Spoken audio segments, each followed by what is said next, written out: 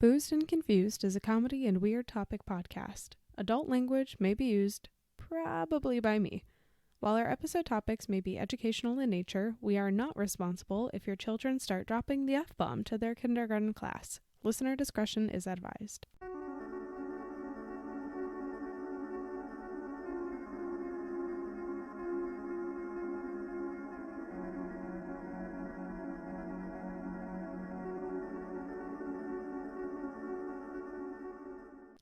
Hello, everybody. Hey. Welcome back to Boozed and Confused. I'm Carolanne. And I am Matt. And I'm not boozed. Matt's gonna be. I'm about to start. It's time. Yeah, it's time. It's fine. It's 1:00. It's fine. Yeah, thanks for joining us. If you're a new listener, welcome. If you are a returning listener, welcome. I hope you have enjoyed the last few weeks. We've got a good one today. I'm really excited about it. It's wild. It's not as wild, I think, as basically where the inspiration came from, but no spoilers yet. So before we get into today's topic, just a couple of notes. God, why do I always forget these now? So the first one is we're on all your favorite social media. We're on Facebook, Instagram, and Twitter. I've gotten a lot more active because I've found some more energy in the last week or so. But if you want to hang out with us there, you can. I always appreciate the memes and messages and everything.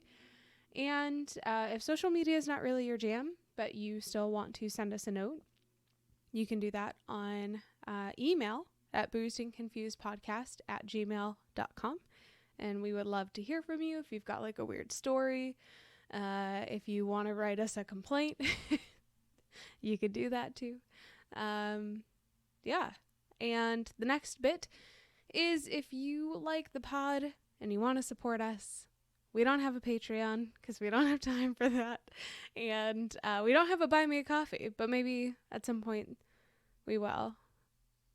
Maybe. Until then, we're just going to keep using the Ninja. Yeah.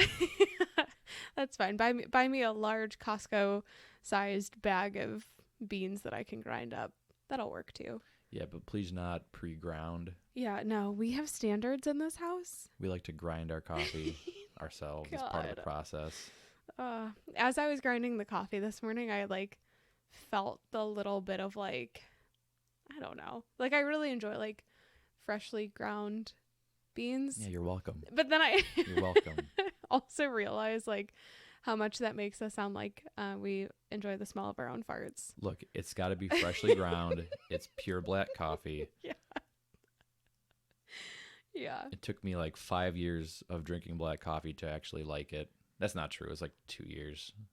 Yeah, fun fact before we get too far. The only reason that I drink black coffee now is because when Matt and I were first dating, Matt picked me up from the train station and I was like, oh, we were in downtown Chicago. So I was like, oh, before you come pick me up, I'll pick up our coffee orders. How do you take your coffee? And he's like, oh, I drink it black. And I was like, cool, me too. That was not true. It was not true. It was not true. I was definitely the kind of person where I'm make it I don't know, a lot of milk or creamer or something and some sugar. And now I just drink it black because the rest gives me heartburn. But also black coffee just hits you in the face the way it needs to in the morning. Yeah, once it hits the lower intestine. Yeah, it's game over. Mm-hmm. Yeah, so we don't have a Buy Me a Coffee. But if you do like the pod and you want to support us, the best way you could do that is by, telling your friends, leaving us a review. Yeah, especially if you're on Apple Podcast, and subscribe. It's the best way you could support any pod that you listen to, especially all the little guys. I promise Joe Rogan doesn't need your 5-star rating the same way that your favorite small pods do. But yeah. Other ways you can help. You can send me Pokemon cards. Yeah. I don't care if they've been opened. I would appreciate that. The scalpers are really getting to me. Yeah. I found out that one of my students is a scalper. Yeah. It's been a rough couple of weeks since Matt's really gone down the hole for this. I literally spent 10 years, 15 years not collecting. And the only thing I had was like an old, super old binder full of all my Pokemon arranged by type. Yeah, of course, because how else are you supposed to arrange them alphabetically? That's stupid. That is stupid. And then I would only get the games, and I still play the games. Yeah, the games are great. I have Sword. Yeah. It's a little too handholdy, but I've gotten into the competitive stuff. I don't compete, but like if I did, I don't think I would suck that much. Yeah. Our good friend Joe got me. We fought in a battle, and like I just barely beat him. Like totally lucked out. And then what? You just never played him again after that because you wanted to hold on to that title, or No. I'm low key trying to build an extremely OP team. Of course. I have like 3 guys I think that, like ready to go. But we've been like really busy with other stuff like D&D and Rocket League and other stuff. Yeah. So yeah. But he's my lifelong friend and rival.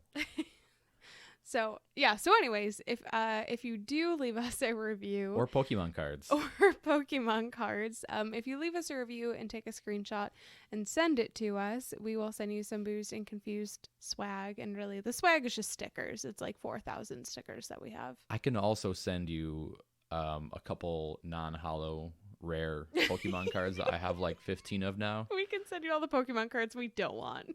Yep.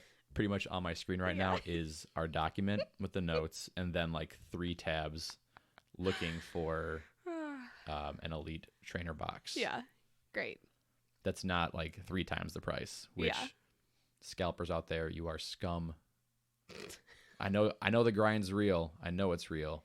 Yeah, but find something else. Don't abuse people's hobbies. Yeah. Don't abuse the hobby. It's already expensive enough as it is. But you know what? This collection is going to send our kid to college. Yeah, which I can't imagine, 18 years from now how expensive that's going to be, but that's fine. It's going to be free by then, don't worry. Well, we'll see. All right. And the last bit before we get into it, what are you drinking today? Because it's not the LaCroix that I put in front of you. No. This is LaCroix. It's a sealed can of Revolution Anti-Hero. Excellent. I'm going to crack the seal right now. Hold on. Excellent. The HD crack. I did buy another, like, I'm not sure, it's like a 12 pack or like a 24 pack. I have no idea. It's not 24. It's definitely 12. Yeah. It's the Anti-Hero, like the regular one, and then there's 2 others. One of them's really sharp and not my favorite, but I really like Revolution. If they want to sponsor me, that would be great. Oh, just you? Well, yeah, it would be inappropriate to sponsor. I still remember. Well, I think what it is Anti-Hero reminds me of C2E2. Yeah. Because I'd always buy that big mug. Oh yeah. And you would just bring it back every day for stupid refills. Yeah. Because what's more fun? As soon as you get there at 10 a.m. What's more fun than being like Mr. Meeseeks? Yeah. And being slightly buzzed at a Comic-Con where I'll be more likely to spend more money on things that I like. Yeah. I can't wait for C2E2 in December. I'm so excited. For anyone who knows us personally, you know that I take cons very seriously. A little too serious. I always dress up, and we were fortunate enough to go to C2E2 at the beginning of last year, right before everything kind of shut down. We were at C2E2, and we were like, this is a lot of people. It was just as COVID was breaking out. Yeah, it was people kind of stopped touching each other. Yeah. I remember sitting in the corner of the food lobby, eating a piece of pizza, kind of is this the last thing we're gonna do for a year? And it actually was. Yeah, and it actually was. So we were fortunate to be able to do that, but obviously did not have anything so far this year. But C2E2 got pushed to December, which works out in our favor anyways. And I'm just very excited for it. I think last C2E2 was my favorite costume that I wore. What was it? I was not a Cylon. Oh, yes. Yeah, super suspicious. Like literally a shirt that says "not a Cylon," and people are like, "Wait a second." Okay, good. Wait, what? All right, I think that's enough dilly-dallying before the episode. Also, I'm just gonna apologize from here on out for every episode up until basically I give birth. Apparently, it's hard to talk a lot when you're like 7 or 8 months pregnant. So yeah.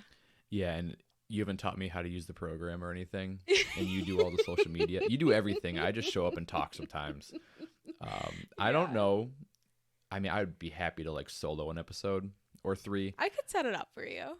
I would need like notes Yeah. and like arrows on the screen. No, I would just set it up for you and then probably project manage. How do I use a Facebook? Yeah. All right. So today we are going to talk about Mark Hofmann. Very excited about this. Who is Hannah Montana? Yeah. So this episode is actually inspired by Murder Among the Mormons, which is on Netflix. It's like a 3-episode mini docu-series that just came out March this year. So last month, like maybe 4 weeks ago. And we just watched it last night, and it was not at all what I was expecting. And it was fantastic. It was really good.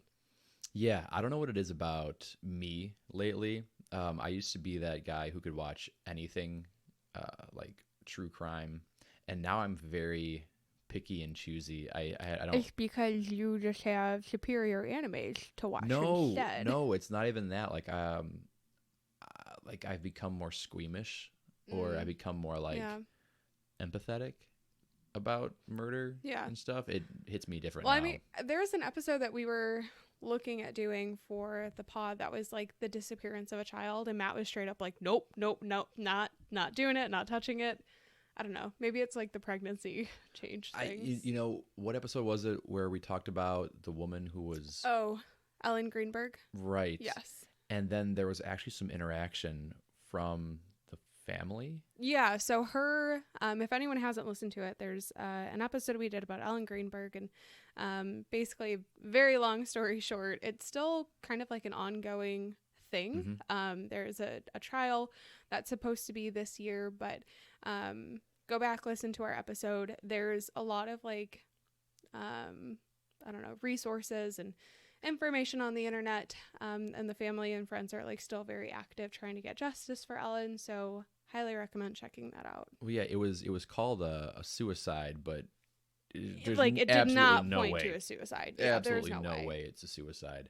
But there was like interaction from like the social media around that case, like from like the family or friends, and that hit me really hard. Yeah, and I was like, I don't want to touch anything that's still live. This is a little bit in the past, so this is so we won't spoil anything, but all right, so here's the thing though, we're gonna talk about the like key person in this docuseries, whose name is Mark Hofmann, and we're gonna talk about the docuseries a bit as well, but basically if you're planning on watching the docuseries at all, just pause this episode, go listen to the go watch the docuseries. It's like 3 hours, right? Yeah, it's not very long, but pretty much this entire episode is going to be spoilers, so I don't want to spoil anything for you if you're going to go watch it.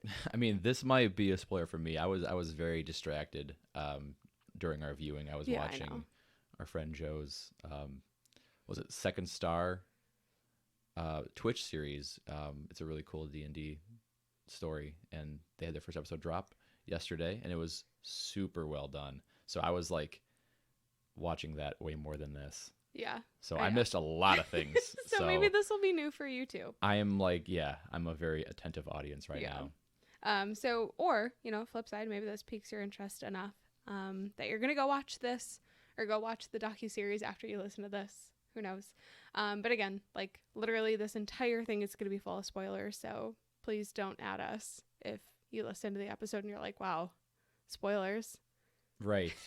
Spoilers 3, 2, 1. If you don't want to be spoiled, maybe try and watch a recording of the Book of Mormon. Yeah, that's applicable. I will say about the Mormons, despite Matt, Parker, and oh my god, Trey Smith. Something like that. Trey. The guys who make South Park. Yeah. What kind of fan am I? It's like my favorite show of all time. That's fine. They make fun of everybody, but they definitely have extra fun with the Mormons. And they made a musical called The Book of Mormon, and the Mormons took the punch great, and they actually paid for like a page or two in the program saying, hey, you liked the musical? Check out the real thing. Like, what sports? Yeah. And I've only had good experiences with Mormons. Mainly the guys on the bikes going around door to door. Yeah. Very, very good experiences. I will say, if you're too open to them talking to you, they'll come back. Do you know this from experience? I don't think it was the Mormons. I think I took some material from Jehovah's Witnesses, who, I was at my parents' house back then, and I think I was the only one home at the time. And so I had a conversation. I was a theology minor in college. So I was like, yep, let's talk. And I took some paperwork or some literature, and then I think I moved out of the house. Bye. And my parents were like, they're still coming. I wonder if they're still coming to this, at this point, hopefully. Yeah, maybe. I just like talking to people. Yeah, I know you do. Religion fascinates me. Yeah. And especially ones that are not my own. Yes. So. Yes. Spoiler. Mark Hofmann is Mormon, and it plays a huge part in the story that we're going to talk about, which is why we're talking about it now. But if you've watched the docuseries, you know who Mark Hofmann is, and if you haven't watched it, let's just go through an overview of who Mark is. I was going to say was, but he's not dead. No, he's still a guy. No, he's around. So Mark is born December 7th, 1954, Salt Lake City, Utah. His parents are Lucille and William, and he's raised in the Church of Jesus Christ of Latter-day Saints, which going forward we're just going to refer to as the LDS Church, because otherwise it's a mouthful. And as a kid, he's just a really interesting kid. So he's not the best student, which is fine. I find that a lot of my really, really smart students aren't the best students. Yeah. In the traditional sense of you get good grades. Yeah. Yeah. A lot of my really bright ones, the ones who I think will go somewhere, have some niche interest that's nothing to do with school. But I think they'll be pretty good with it. Yeah. So Mark as a kid has some normal hobbies, right? So he's into magic, he's into electronics, chemistry. He starts collecting stamps and coins. And also he and his friends made bombs for fun. What? And so he's older, and he's sent to Bristol in England as part of a mission, which is a really common thing for young men around his age in the LDS Church. So he's there for a couple of years, spends his time in a lot of bookshops. Apparently that's a huge thing, or maybe it's not a huge thing, but the docuseries portrayed it as a very large thing. So he finds an interest in buying early Mormon material, which, as you can imagine, is very highly sought after, right? Because Mormonism, what I learned yesterday, it's not that old of a religion. It's less than 200 years old.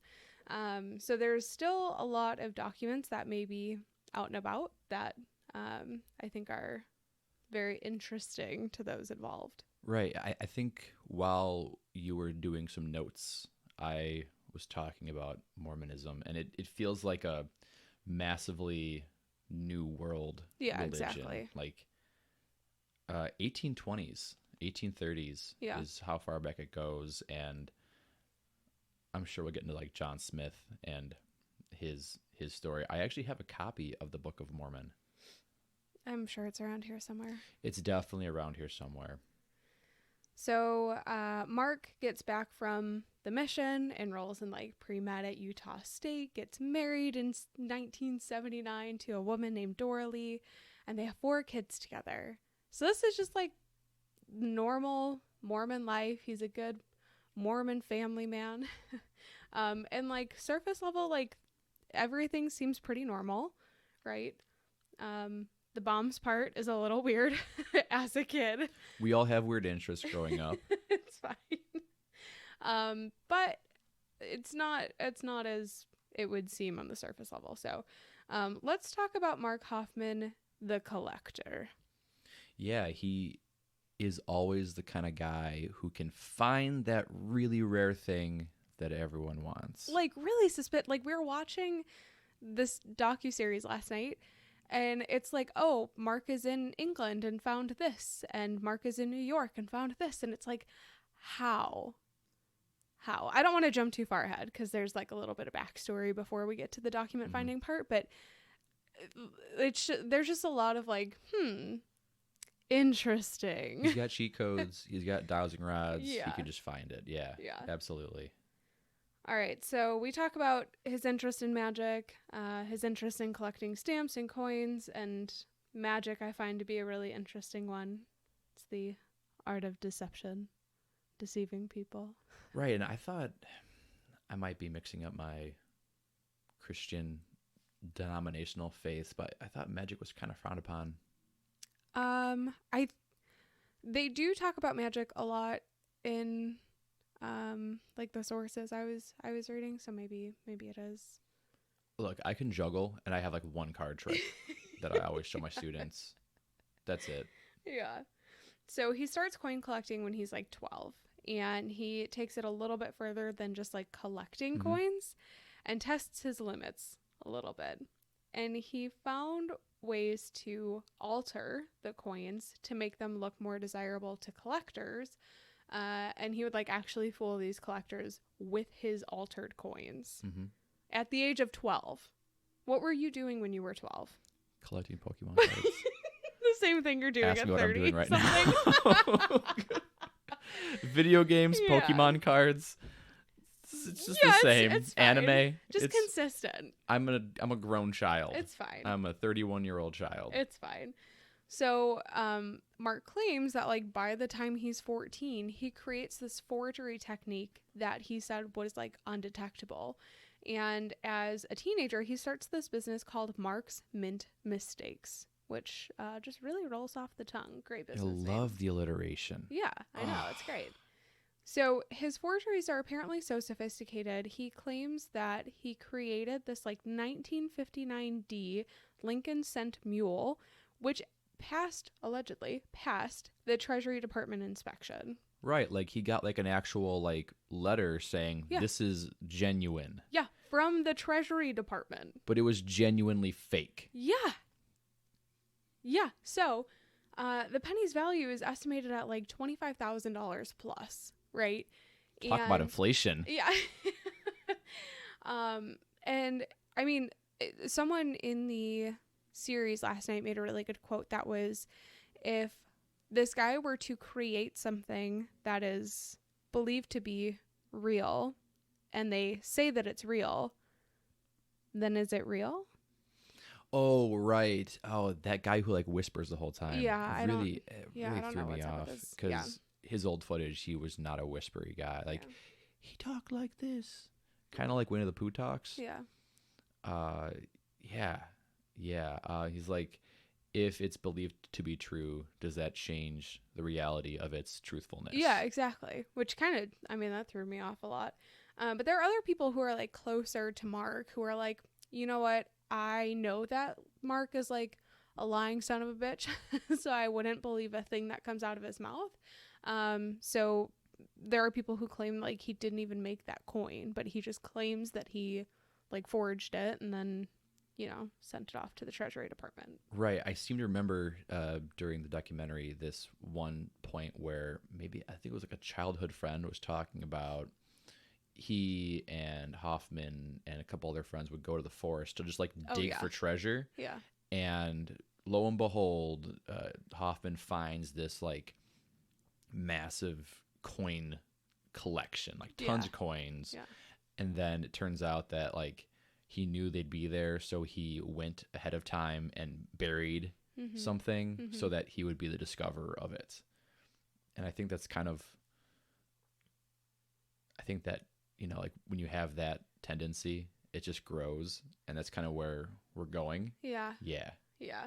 I mean, yeah, I don't know what it is, but yeah, kind of weird. So he gets older, he moves away from coins, and he focuses more on like Mormon money. And so he's around 25, and he sells his coin collection and his Mormon money collection, and is pretty much like, I'm just going to forge everything for a living instead. Because like, you also have to realize he did do a lot of work with genuine documents and like genuine coins and stamps and everything, but his collections at some point became so intermingled that it's like, where's the line? But forging was just more lucrative, basically. A lot of deception. He rolled really high really early on. Yeah. A lot of 20s. A lot of nat 20s. Yeah. So, you know, starting in like 1980, forgeries are almost his entire income. And his forgeries include documents. And this is kind of where things start to get really deep for him, because obviously there's more money in it. Stakes are higher. And we're not just talking about like small pieces of paper here and there. We're talking about documents that, like, if they were real, had huge significance within history, both inside the LDS Church and like just actual American history, which is nuts. And so it said that he's forged like hundreds of documents with over 86 signatures, and we don't even know all of the fakes that he did, which I think is the part that's the craziest. Like, he could have fakes that are still, I was going to say walking around, that are still in circulation right now that we just don't know about. So let's talk about some of the fakes that are his most famous. All right, so the first one we're going to chat about, the Anthem Transcript forgery. I hope I'm pronouncing that correctly. So in 1980, Hofmann says he finds this like 17th century King James Bible with a piece of paper folded inside. Love King James. Yeah. Love him. I can't get divorced. I have my own church now. So this piece of paper inside was allegedly like the transcript that Martin Harris, who's a scribe to Joseph Smith, who's the founder of Mormonism, had presented to Charles Anthem in 1828. Okay. And so the significance of this is it said that Smith copied the transcript and the Egyptian characters from golden plates from which he translated the Book of Mormon. Isn't that the entire like founding of Mormonism? Yeah. He found these golden plates like in a hat in a forest. There's a worm involved. Yeah. So, surprise, actually, Mark Hofmann buried those gold plates there for Joseph Smith to find. No, I'm just kidding. What? So, this is kind of a big deal. And there's this prominent Mormon academic named Hugh Nibley, who said that this discovery promised as good a test as we'll ever get to the authenticity of the Book of Mormon. So it's this forgery that solidifies Hofmann's reputation as this like Indiana Jones of sorts. Like, again, we talked about earlier how it's just like there's so many things that he finds. Even as we were watching the docuseries, I was like, literally, how is he going to these random bookshops and just picking up books, and then like he's the one that finds it? Like, do these bookshop owners not know what they have? Like, it was so suspicious. So the LDS Church talks about the discovery of this transcript, and they buy it from Hofmann for $20,000, which is a lot of money, but also, like, 40 years ago had a different kind of purchasing power. So, after this forgery, Hofmann realizes basically there's no point in him going to school. So he drops out to go into business as a rare book dealer instead. And he continues with these like really rare, incredible, unbelievable finds, literally unbelievable finds of these historic LDS documents. And he has pretty much everyone in the church fooled, like top to bottom, with these documents, including like the document experts that they have, historians, It's nuts. So, next is the Joseph Smith III blessing forgery. So the docuseries talks about this as well, but it's worth noting that when LDS would purchase these documents, they didn't always make a huge announcement about it. And it's because like sometimes these documents were believed to have been harmful to the church and the community. So the church would purchase these documents quietly and then suppress them because the harm that it would cause or could cause the members could even cause them to like question their faith altogether. And they obviously didn't want that. So yeah, you got to maintain the status quo. Yeah, just sweep it under the rug.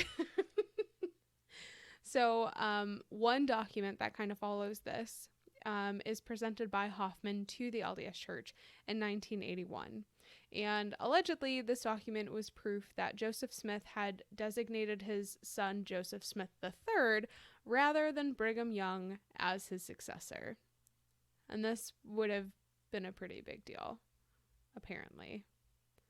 I don't know a ton about Mormonism and like the interminglings of the history and whatnot. Sounds very sophisticated. Well, wasn't it again like during the note process that we were going through, that you were going through? This is totally a you episode. I didn't even know that there were like different Mormon. Groups. Yeah.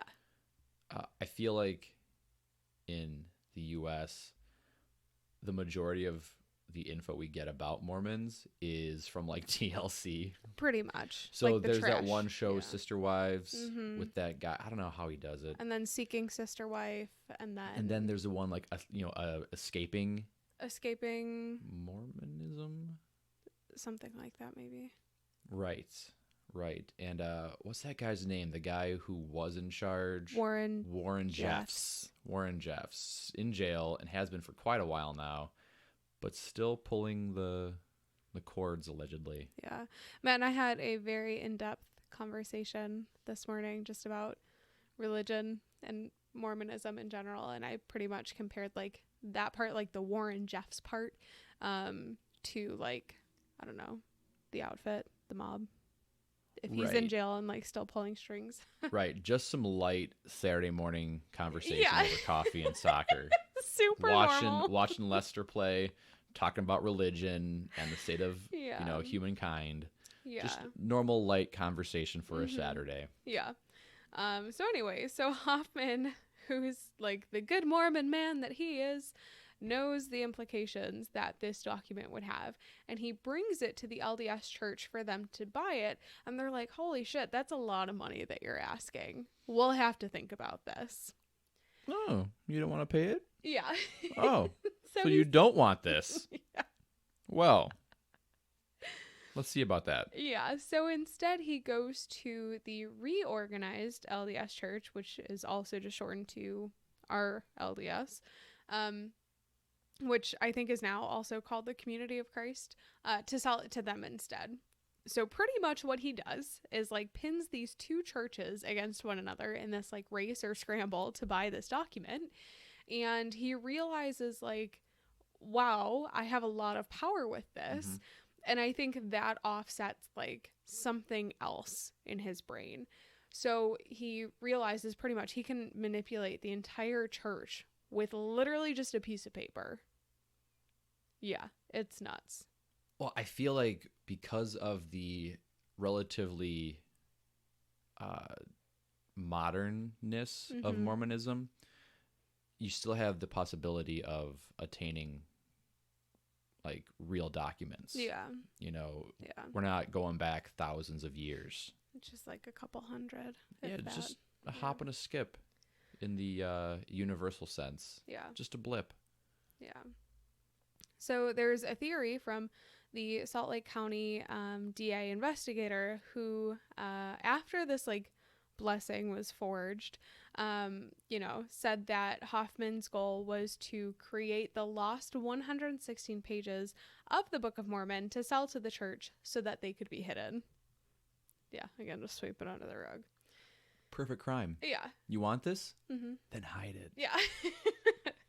It's also worth noting, like, like Hofmann would, I can't remember which document specifically, but he'd be like, oh yeah, take this and like you can buy it and hide it, and I swear it's the only one in existence. And then it would not be the only one in existence, and he would like leak it somewhere, you know. So yeah, I don't know. Hofmann is a weird dude. So next big one is the Salamander Letter, and this is probably the most well-known of the forgeries that he had, specifically within like the realm of Mormon forgeries. So he allegedly, very loose quotes, found this in 1984.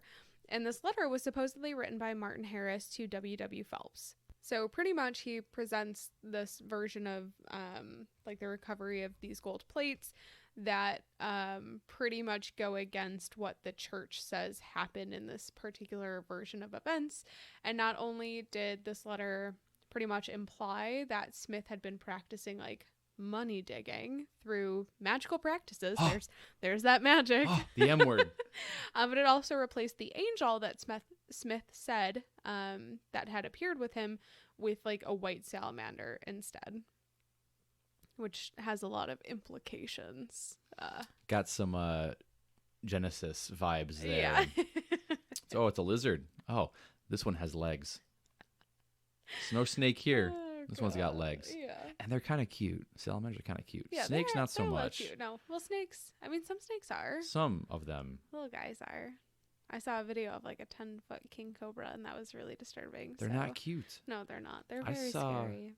I saw a video on Reddit of, like it was like infrastructure that was infested with cobras. Oh, I saw that. And they lifted it up, and there were snakes everywhere. Yeah, that's why we live in Chicago, because then we don't have that problem. I saw a snake once in Chicago. Well, we don't suburbs. have a shed of snakes in the backyard, though. I've seen frogs like in my backyard. Frogs are cute, though. Yeah. Yeah. Yeah. Yeah. So anyway, this letter is purchased, and you know, public knowledge that it's purchased. Things don't really go according to plan. So pretty much later in the year in 1984, there are two well-known critics of the LDS Church, whose names are Gerald and Sandra Tanner, who pretty much very publicly say like, this is fake. This is a forgery. Y'all are being lied to. And there's a document expert whose name is Kenneth Rendell, who later said that while there's like the absence of any indication of the forgery in the letter itself, there's actually no evidence that it's even real to begin with. Oh boy. We're getting back to it. So there's a lot of forgeries that Hofmann makes within the Mormon Church. One, obviously very lucrative. Seems like they'll kind of pay whatever just to have it. But two, it seems like that's kind of his niche, right? The LDS Church actually has an entire page on the Hofmann forgeries. If anyone's interested in reading it, you can go to their website. But some of the other forgeries include a letter from Joseph Smith's mom that apparently describes the Book of Mormon, letters from Martin Harris and David Whitmer, who's two of the three witnesses, which apparently is like a thing within Mormonism, who each give like personal accounts of visions that they have. And there is like a contract allegedly between Smith and Egbert Brett Grandin. Are you gonna make a comment about the name Egbert? Could we just not name our kid Egbert? What up, Egg? What up, Eggy? Scrambled eggs. Oh gosh. That poor kid. Yeah, really Egbert. Just get him nice and bullied. There's also 2 pages of the original Book of Mormon manuscript taken in dictation from Smith to Oliver Cowdery. Right. So there's like a lot. Like he's a busy guy. Really busy guy. So here's one of those instances where we said like Hofmann wasn't very honest about keeping things under wraps. So in 83, Hofmann basically bypasses the LDS Church and sells directly to Gordon Hinckley, who's a like very well-known higher up within the LDS Church, basically, and sells him this like 1825 Smith holograph that allegedly confirms that Smith had been treasure hunting and practicing magic 5 years after his first vision. So back to that magic again. So Charles Hamilton, who's like the contemporary dean of American autograph dealers, had authenticated the signature and this, and then Hofmann sells the letter to the church for like $15,000 and pretty much was like, yeah, nobody else has a copy of this. I promise. I super swear. And then he leaks the existence of it to the press. Who did this? And then, there's like news headlines pretty much all over, and the news headlines are not very nice. They're like kind of fear mongering. So the church then is pretty much forced to release the letter to the scholars for study, even though they denied ever even having the letter. Look what I found. Oh, you mean this one? This one? Oh, why didn't you say so? So again, going back to the point of like, how does Mark Hofmann get so lucky finding all these documents? So to make it seem like more realistic or plausible that he was finding these documents, he says like, oh, I have this network of tipsters, basically. And that I got a guy. I just got a guy. And that he has like this method to tracking down like modern descendants of early Mormons, which I feel like these people, if they existed, would be well known to the church, right? It's not like Mormon royalty, is it? I don't really know how that works. I'm too out of the loop in that world to know. Yeah, I'm not educated enough on that, but so yeah, pretty much says like we got a guy, and then mines collections of like 19th century letters that were saved by like other collectors, for their postmarks, right, rather than like what was in the actual letters themselves. And so again, going back to like the point where he did at one point, or like at some continuous point throughout this, have legitimate business in actual historical documents, which he intermingled so well with the forgeries that like that's really what boosted his credibility, was the genuine documents that he had. So he also forged a lot of Americana stuff, which I think is really interesting. So earlier we mentioned that he forged like at least 86 signatures that we know of. Some of these included like George Washington, John Adams, John Quincy Adams. Like the thing I think that surprises me about these is that maybe just like the quality of his forgeries, because we have historians, we have people who like actually analyze this shit for a living, and like they were fooled by these forgeries, which I think is just mind-blowing. Like, have you ever tried to forge a document? Yeah, I'm not very good at it. I remember shame. I remember back in grade school, we used to have these like weekly envelopes where they would send us home like every Thursday, and you had to have your parents sign it. And I forgot one time, and literally it's like a whole page of like my mom's beautiful signature, and I couldn't spell her first name. And so in my shitty like third grader cursive, yeah, I write just like her name's abbreviation and our last name. Yeah. Like, did you sign this? No. Matt, did you sign this? No. No? No, absolutely My mom not. had a cold. Yeah. She's just having a rough time. Oh, she has a gorgeous signature. Mine is hideous. Mine is very but bad. But my attempted forgery, because like you can't forge going slowly, those like swooshes in like the letters. You can't do it. There's no way. Yeah.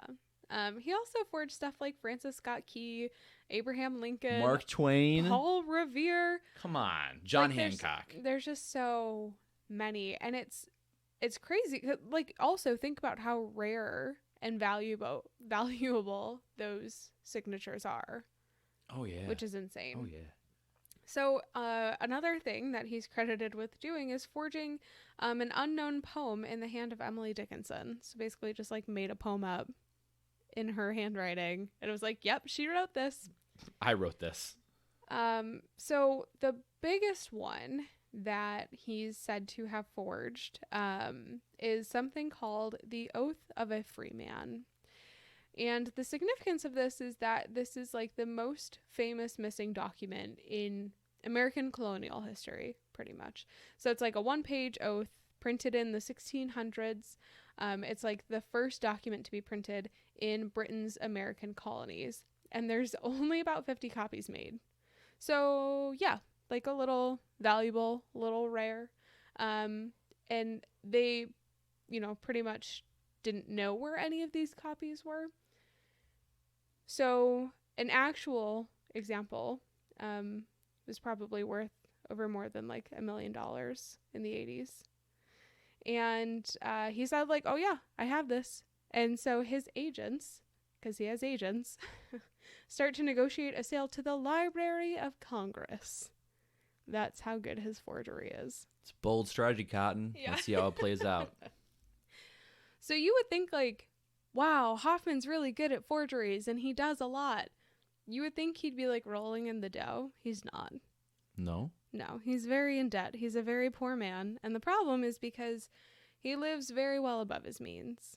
Like think about people who win the lottery and then like lose it all within 2 years. That's pretty much what Hofmann does. But he also has like, a love for purchasing genuine first edition books, which are also very expensive. I get it though. I get it. I think the oldest book that I have, I think it's an Edgar Allan Poe like 1800s copy. Mm-hmm. Got it randomly from my buddy Nate. Still got it. It smells so musty. Okay. Hofmann. It's genuine. Do you want to buy it for $1 million? Oh gosh. It's crazy. The if you go and watch the docuseries, they kind of walk through pretty much how he would like age these documents almost in a way that made them seem genuine. So like, exposed to the elements for however amount of years. Just like so sophisticated. So anyways, so he's super poor, super broke, and he's very in debt. Yeah, super in debt to a lot of people. And again, getting back to like talking about maybe the outfit, the mafia. When you're in debt to very wealthy, powerful people, you're not in a good position at all. It's a scary place to be in. So he decides, because he's so in debt, he's going to sell the McClellan collection that he's finding, which is like reportedly this huge group of documents written by William E. McClellan, who's like an early Mormon apostle who like breaks with the LDS Church. And this is supposed to be like a super rare collection, huge deal within the church. And it would have been like the biggest thing that he would have pulled off pretty much. Biggest heist. Yeah. And so he like hypes it up pretty much being like, oh, this collection has a lot of shit in it that the LDS Church wouldn't like, right? Just to really hype up the buyers. So the problem with this is that he has no idea where the collection is. He doesn't have time to forge the collection. So he's screwed. He's like promising these documents to one people. He's promising like repayments to another group of people. And he's getting himself in a lot of trouble. And there's like the oath of a free man, right? That he's like in the process of selling. It gets delayed pretty much. The selling of it gets delayed because people are starting to question the authenticity of it. So Hofmann's probably shitting his pants at this point. And he tries to buy more time to get himself out of trouble. And to buy more time, he does what any normal human being does, and he makes bombs. That's what I would do. So this is where shit really starts to take like this crazy turn. The docuseries reverses the way that they discuss the events. They talk about the bombings first, and then they kind of get into the revelations. Yes, right. We're doing it the opposite way because of reasons. So, October 15th, 1985. And like, really, this is such a short span of time for him to get himself into such a big hole. Like, you know, starting forgeries full time, 1980-ish, to 1985, he's making bombs to kill people. So he kills he first kills the document collector named Stephen Christensen. And in the same day, a different bomb goes off and kills a woman named Kathy Sheets, who's the wife of Christensen's former employer. And police were kind of like suspecting that the bombings were related to the collapse of this like investment business, of which Sheets' husband, Gary Sheets, was like the principal, and Christensen was his protege. So pretty much like tries to like frame it in a way that's like, oh, look at this, has nothing to do with me. Mm-hmm. Don't look at the man behind the curtain. Except the next day, Hofmann is now injured in a bombing, and it's like a car bomb, or like a bomb explodes within the car. Mm-hmm. And so in my mind, when I was watching this, I was like, oh, maybe he was trying to injure himself in a way that like looked less suspicious on him, or like no one would look at him at all. Yeah, see, I got bombed too. Yeah, but it does the complete opposite, because the police are like, wait a second. So because Hofmann is like hurt in this bomb, and he's alive, you know, he like maybe loses a couple fingers or something, but he's alive. They focus on him as a suspect in the bombings for the day prior. That backfired. And what's crazy is, like, you know, in this Netflix series, there's people that are interviewed who are like his former associates, who are pretty much told, like, you need to get out of town, like take your family, pack up and leave, because someone's trying to kill you, before, you know, they kind of determine it's Hofmann. But, you know, they were all concerned that if they had any association with Hofmann, that they would be next. I don't want to get bombed, so I would GTFO. So as police are investigating these bombings, you know, they're at Hofmann's house, and they start going through all this stuff, and they find evidence of the forgeries, basically. So they find, like, the forged plate, which he used to create the Oath of a Freeman forgery. You know, and there's a document examiner who starts pretty much going through all these documents that Hofmann had previously passed off as real, you know, and then was like, oh, actually, no, these are fake. These are forgeries. And things from there start to pretty quickly unravel, right? So what really sets it off is, as they start looking into more of these documents, there's like an unnatural cracking within the ink, and that is pretty much like the nail in the coffin. That's like the tip off. Yes. And so, you know, Hofmann's arrested in like January 1986, and he's charged on 4 indictments totaling 27 counts, including first-degree murder, delivering a bomb, constructing or possessing a bomb, theft by deception, and communication fraud. And there's a 5th indictment that contains 5 additional counts of theft by deception, which was added later in January. And Hofmann throughout this whole thing is like, no, I'm innocent. See, I got bombed. Yeah. But guys, I got bombed. I'm missing a finger. A part that is kind of crazy is that, you know, prosecutors have like all of this evidence of all of his forgeries and you know, his debts especially, and evidence that just link him to the bombs. And during the investigation, like, a lot of the prosecution team are convinced that they're just being stonewalled by leaders of the LDS Church. Because also, like, can you imagine being part of the LDS Church who's like buying all these documents off of him and either writing it in as like LDS history, or, you know, like, fuck, that would suck. I was just thinking, like, oh my gosh, we spent how much money? Yeah, exactly. God. On a clever phony. So there's a chief investigator on the case named Jim Bell who says, quote, They're hiding something. The church is doing everything it can to make this as difficult as possible. I've never seen anything like this in a homicide investigation.